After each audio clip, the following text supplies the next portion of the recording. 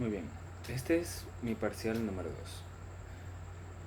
Tengo 6 puntos para hablar. El primero es enumerar y explicar la evolución de los seres vivos. Todo lo he contestado con mis palabras, pero lo he escrito. Así que si desvío la mirada, estoy leyendo, sí, pero son mis propias palabras. La evolución, como Darwin lo dijo, tiene 3 componentes, las cuales todos esos 3 componentes juntos son la evolución en sí. El primero es que todos descendemos de un ancestro común, o un par de ancestros comunes. Todavía se debate mucho sobre eso. En segundo lugar, hay cambios dentro de la evolución, unos cambios graduales, en, durante un cierto tiempo. Estas son mutaciones que se dan en el ADN. Tercer lugar, pero también es importante, y es la que más se ha mantenido, es la selección natural. Esa interviene después de largos periodos de tiempo, que se producen y dan lugar a especies que tienen habilidades particulares para sobrevivir en el nicho concreto. Esos son los 3 puntos que forman la evolución de los seres vivos. Pero también nos pide el enunciado enumerar la evolución de los seres vivos. Así que para enumerar las teorías evolucionistas, primero tenemos a Mark. Este tiene 3 postulados principales. Mejoramiento de las especies por presiones ambientales. Uso y desuso de órganos. Herencia de caracteres adquiridos. También tenemos la teoría de Darwin y Wallace. Número 2. Esta explica que las especies adaptadas se producían y sobrevivían en mayor número que las menos adaptadas. A este proceso se le llamó selección natural. La teoría se resume en los siguientes puntos. Variación, sobreproducción, lucha por la existencia, sobrevivencia del más apto, herencia de las variaciones favorables. No nos quedamos solo ahí. También está la teoría sintética. Esta explica que la evolución es un proceso como base en cambios genéticos. Se basa en la genética de poblaciones. La evolución es una especie que ocurre con el paso de mucho tiempo y numerosas generaciones, por lo que es la población y no el organismo lo que lo que cambia lentamente. Por último tenemos la teoría endosimbiótica. Lynn Margulis propuso el primer mecanismo para explicar cómo se dio paso las procariotas a los primeros eucariotas. La fusión de células procariotas que convivieron por muchas generaciones y desarrollaron especializaciones que las hicieron independientes.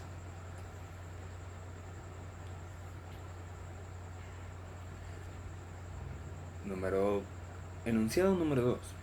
Dice cuáles son los mecanismos que favorecen la selección natural y por qué la selección natural. Perdón. ¿Y por qué es la selección natural una de las bases principales para la explicación de la evolución? Si se cumplen las siguientes condiciones necesarias, tenemos el favorecimiento para la selección natural. Que exista, primero, que exista variabilidad entre individuos en algún atributo o mínimo un rasgo. Número 2, que exista una relación directa entre ese atributo y la eficacia relativa del individuo que lo posee.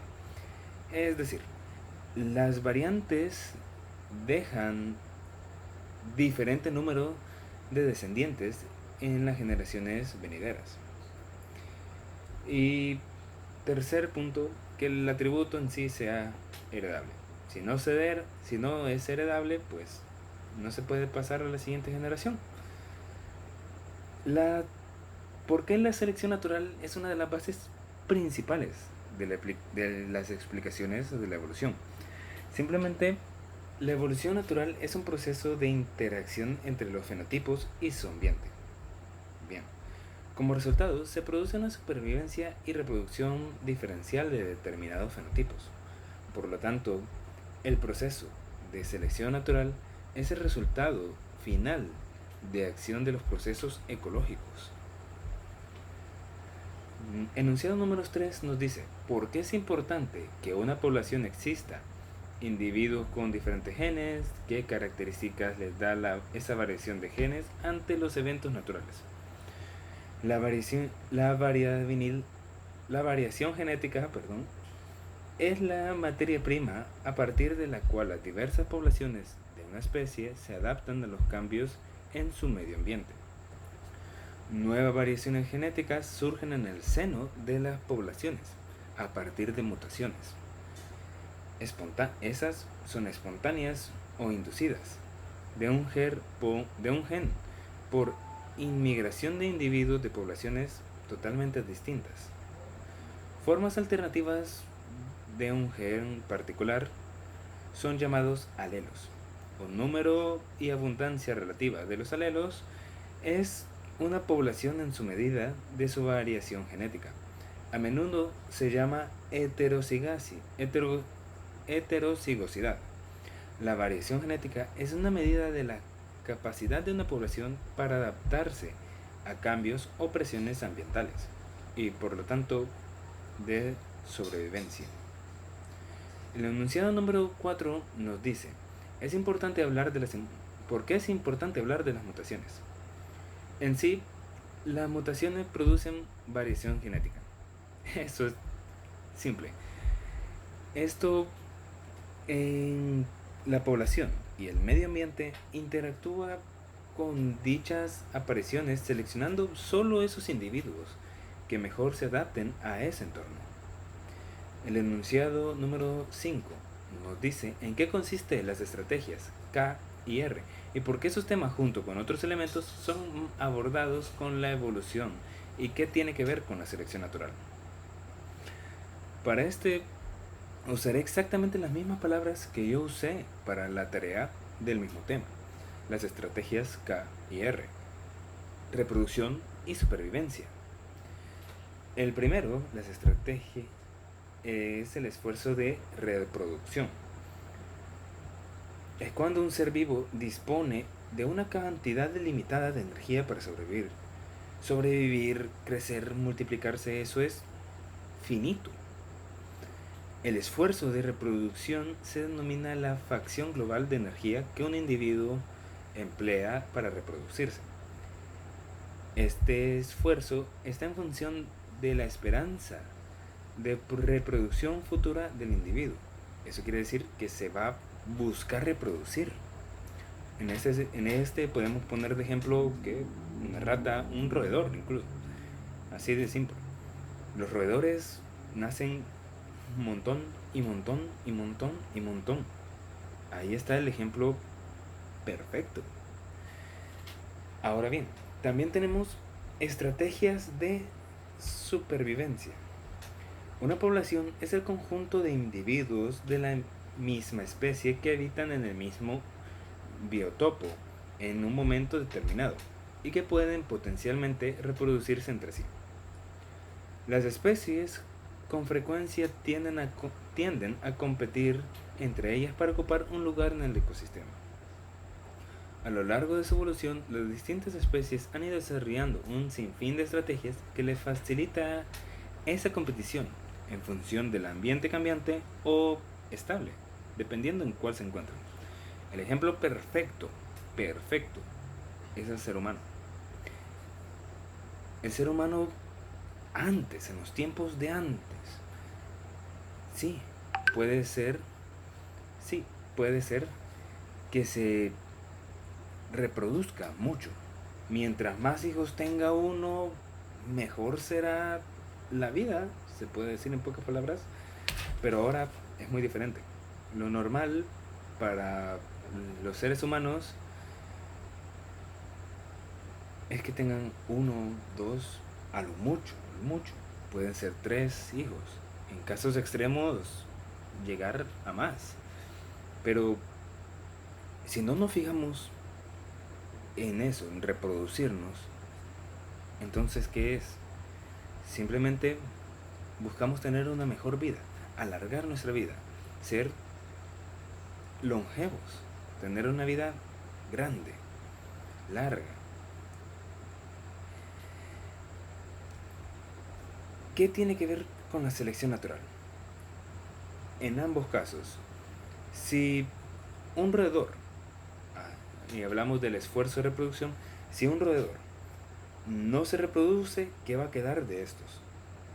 Nada. Porque, bueno, la mayoría son presas. Y con los depredadores cuesta sobrevivir. Por eso buscan reproducirse. Ahora bien, la estrategia de supervivencia. Quien no se adapte a los cambios lo cambian. Es un dicho que tenía un pariente que me decía muy seguido. En pocas palabras, uno tiene que adaptarse, tiene que sobrevivir para así tener una mejor vida y alargar su vida. Finalizando, antes de que venga más fuerte la lluvia, cómo las diferentes variaciones pueden favorecer la selección natural. Confieren la mayor probabilidad de supervivencia o adaptación, cómo los organismos se adaptan y evolucionan. Muy bien, para esto voy a tomar el ejemplo de los pinzones. Dependerá del ambiente en el que estos estén para poder evolucionar, para poder lograr adaptarse a su entorno. Como vimos en la actividad de los pinzones, algunos picos sirven para recoger insectos, pero esos no van a servir si se cambia de ambiente. En cambio otros sirven para recoger semillas, insectos un poco más grandes. Si lo movemos a donde están los pinzones, que tienen los picos solo para comer insectos, donde están, ese ambiente les puede costar sobrevivir. Pero vámonos a los extremos. Pinzones que recogen insectos con otros que recogen fruta o presas más grandes, incluso otras aves. Estamos los dos extremos. Dos picos que en proporción tienen que ser muy diferentes entre sí. Si los movemos al lado contrario, al ambiente donde vive el otro, ninguno de estos sobreviviría. Porque han evolucionado según su entorno. Se adaptan. Todo ser vivo se puede adaptar a su entorno. Con un cambio brusco de estos, será el fin para esa vida. Muy bien, este ha sido mi parcial número 2. Muy buenas noches.